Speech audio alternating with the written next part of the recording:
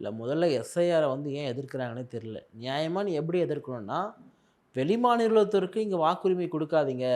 நம்ம அவங்களுக்கு ration card குடுக்கலாம், எல்லாமே குடுக்கலாம், எல்லாமே படிக்க வைக்கலாம், மருத்துவம் எல்லாமே பார்க்கலாம். நம்ம அதில வேணான்னுலாம் சொல்லல. ஏன்னா இந்தியராக பிறந்த யாரா இருந்தாலும் எங்க வேணா வசிக்கலாம், வாழலாம், யாரும் தடுக்க முடியாது. ஆனா வாக்களிக்கக்கூடிய உரிமைய மட்டும் நீங்க குடுக்காதீங்கன்னு சொல்றேன். ஏன்டான்னா, அது நம்முடைய மாநில சுயாட்சி சார்ந்தது. அது நம்முடைய ஒரு உரிமை. நாளைக்கு ம். வேற ஒரு மாநிலத்த வரைக்கும் தமிழ்நாட்டினுடைய அரசியல தீர்மானிக்குவதற்கு நம்ம விடக்கூடாது.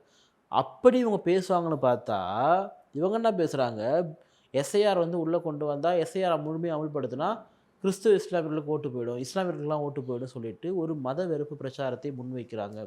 நான் எஸ்ஐஆர் ஃபார்ம் நான் ஃபில் பண்ணேன். என் குடும்பத்துக்கு ஃபில் பண்ணி நான் குடுத்துட்டு தான் வந்தேன். எந்த பிரச்சனையும் இல்ல. எந்த கோளாறும் இல்ல. நானே தான் குடுத்துட்டு வந்தேன். அவங்க என்ன சொல்றாங்கன்னா, முடிஞ்சா நீங்க ஃபில் பண்ணுங்க.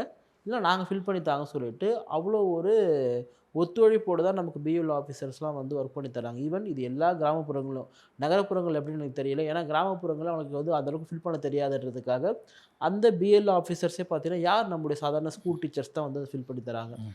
ஸோ அப்படிதான் செய்றாங்க.